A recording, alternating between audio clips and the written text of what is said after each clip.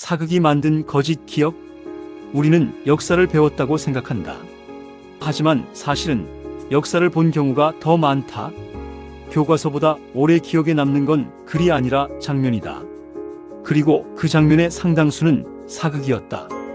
오늘 우리가 알고 있는 많은 역사 인물과 사건들은 기록이 아니라 드라마를 통해 각인됐다. 문제는 그 기억이 반드시 사실은 아니라는 점이다. 이 영상에서는 사극이 만들어낸 대표적인 거짓 기억 5가지를 살펴본다. 어디까지가 기록이고 어디부터가 드라마였는지, 그리고 우리는 왜 그 차이를 의심하지 않았는지를 이야기해본다. 광해군은 정말 폭군이었을까? 광해군은 오랫동안 조선에서 가장 부정적인 왕으로 묘사되어 왔다. 사극 속 그는 늘 불안정하고 잔인하며 신하를 믿지 못하는 폭군으로 등장한다. 눈빛은 늘 흔들리고 손은 떨리며 의심과 공포에 사로잡혀 있다. 우리는 이 이미지를 당연하게 받아들였다. 광해군이라고 하면 자동으로 폐위된 왕, 실패한 군주가 떠오른다. 하지만 실제 기록을 보면 광해군은 전혀 다른 인물이었다. 1608년 광해군이 즉위했을 때 조선은 폐허였다. 임진왜란이 끝난 지 10년도 채 지나지 않았고 전국이 황폐화되어 있었다. 백성들은 굶주렸고 국가 재정은 바닥났으며 토지 대장은 전쟁으로 불타 없어졌다. 광해군은 이 혼란을 수습했다. 토지조사 사업인 양전을 실시해 세금 제도를 정비했다. 전쟁으로 피폐해진 농민들의 부담을 줄이기 위해 대동법을 확대했다. 궁궐을 재건하고 외교를 안정시켰다. 특히 외교 정책은 탁월했다. 당시 동아시아는 명과 후금 사이에서 긴장이 고조되고 있었다. 명은 조선의 전통적 종주국이었지만 후금은 새롭게 떠오르는 강자였다. 광해군은 어느 한쪽에 치우치지 않고 실리적인 중립 외교를 펼쳤다. 명에게는 형식적인 충성을 표하면서도 후금과도 적대하지 않았다. 이것이 나중에 문제가 되었다.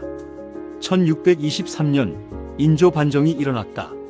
서인 세력이 광해군을 폐위시키고 인조를 왕으로 옹립했다.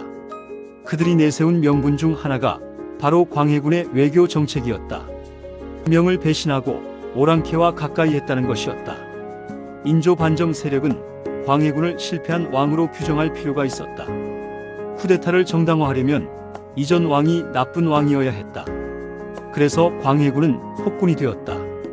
어머니 임목대비를 유폐했고 이복 동생 영창대군을 죽였으며 신하들을 탄압했다는 기록이 강조되었다. 물론 이 사건들은 실제로 있었다. 하지만 그것이 광해군 통치의 전부는 아니었다. 영창대군 사건은 왕위 계승을 둘러싼 복잡한 정치적 갈등의 결과였고 임목대비 유폐 역시 당시 권력 구조 속에서 불가피한 선택이었다. 그러나 인조 반정 이후 편찬된 역사서는 광해군의 업적을 축소하고 실적만을 부각시켰다.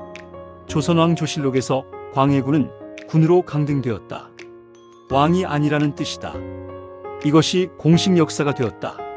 사극은 이 공식 역사를 따랐다. 아니, 더 극화했다. 광해군은 늘 어둡고 불안하며 파괴적인 인물로 그려졌다. 시청자는 그를 비극적인 악역으로 기억했다.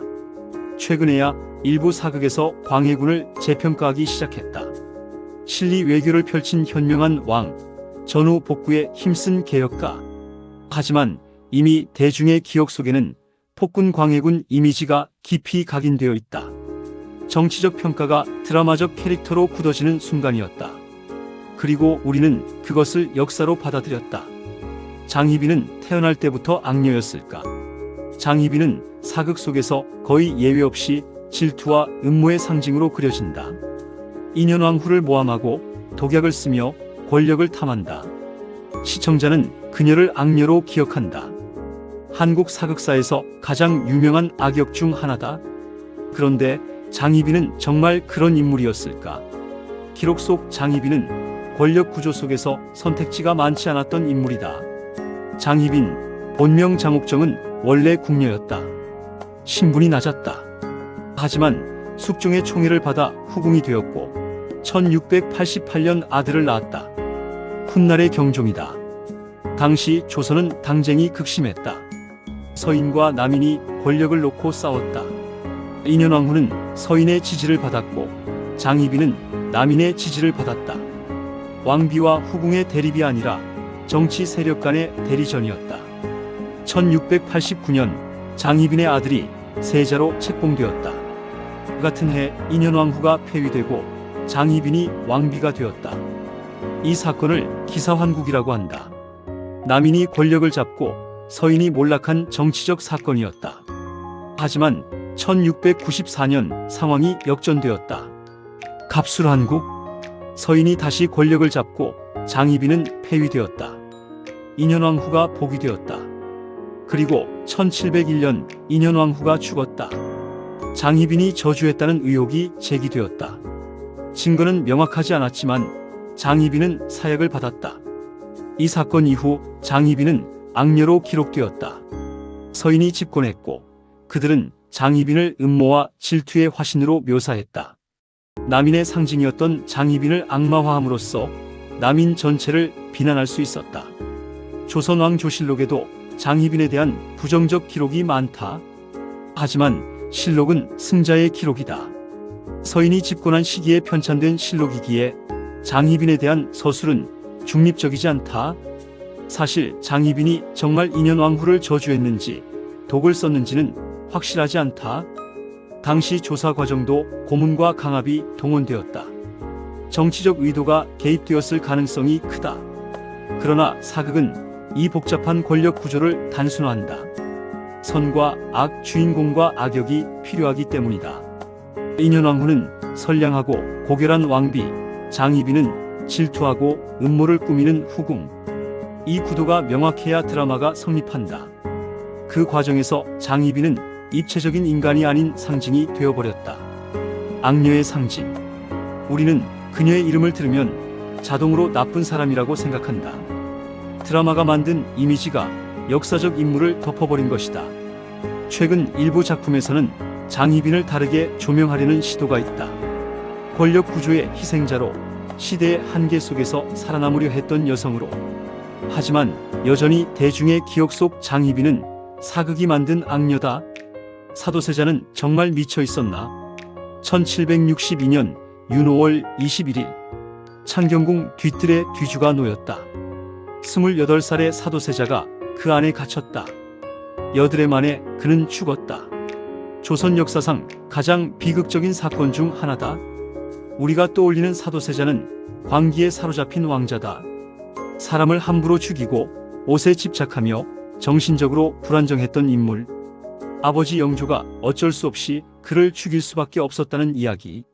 사극은 이 이미지를 반복해서 보여줬다. 그러나 이 이미지 역시 사극의 영향이 크다. 실제 기록은 훨씬 복합적이다. 사도세자는 영조의 늦둥이 아들이었다. 영조는 노론의 지지를 받아 왕위에 올랐지만 그의 생모 최씨는 무술이 출신이었다. 이 때문에 영조는 평생 정통성 콤플렉스에 시달렸다. 그는 엄격하고 검소하며 유교적 이상을 추구하는 왕이 되려고 애썼다. 사도세자는 그런 아버지 밑에서 자랐다. 어릴 때부터 과도한 기대와 압박을 받았다.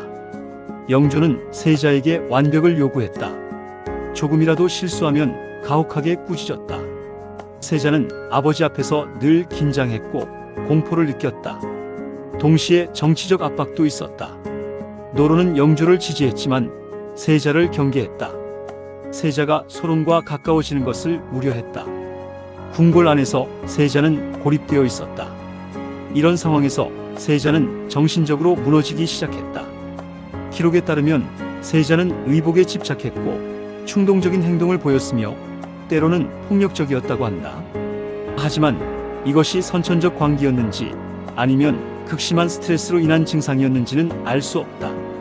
현대 정신의학자들은 사도세자의 증상을 분석하며 외상후, 스트레스 장애, 강박 장애 등의 가능성을 제기한다.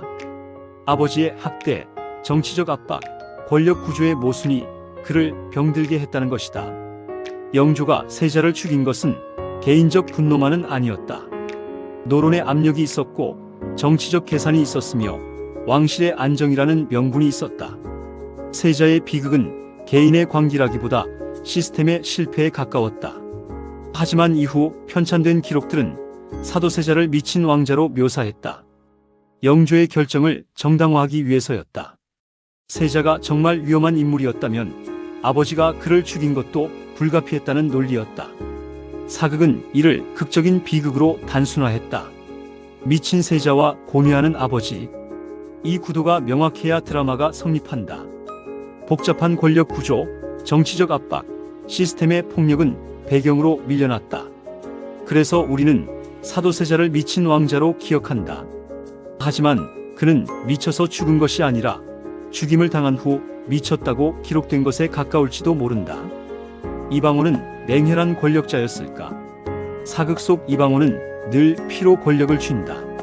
정몽주를 죽이고 정도전을 제거하며 형제들을 숙청한다.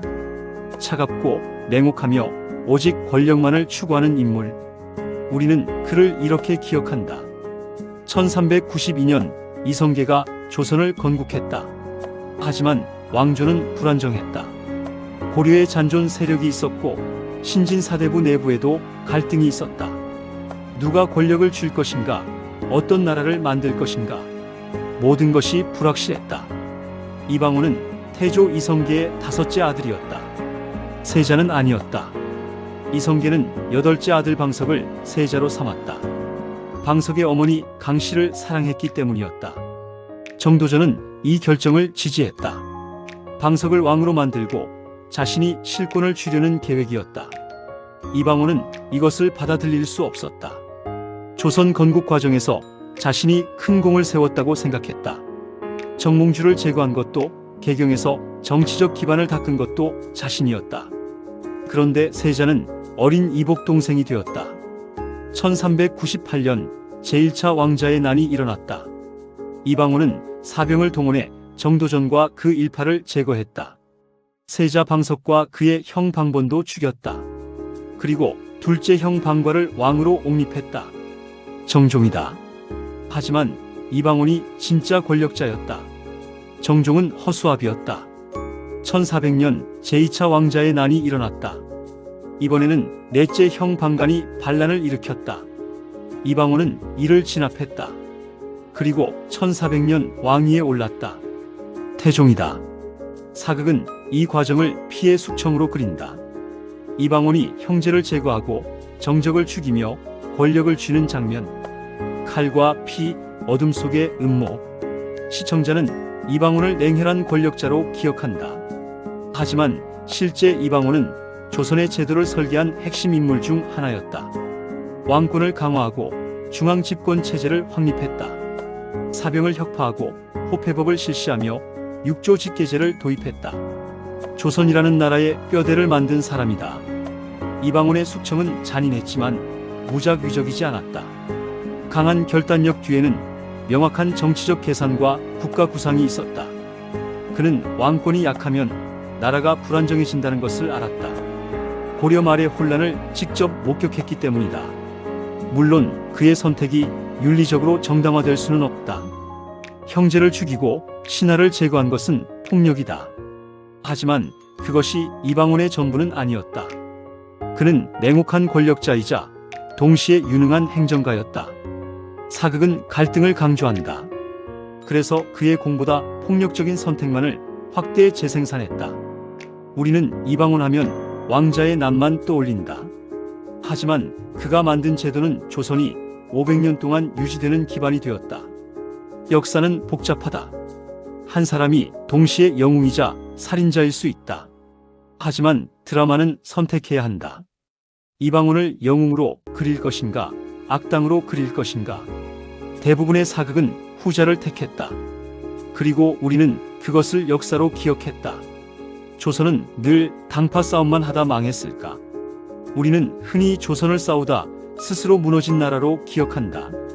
동인과 서인, 남인과 북인, 노론과 소론, 끝없는 당파 싸움.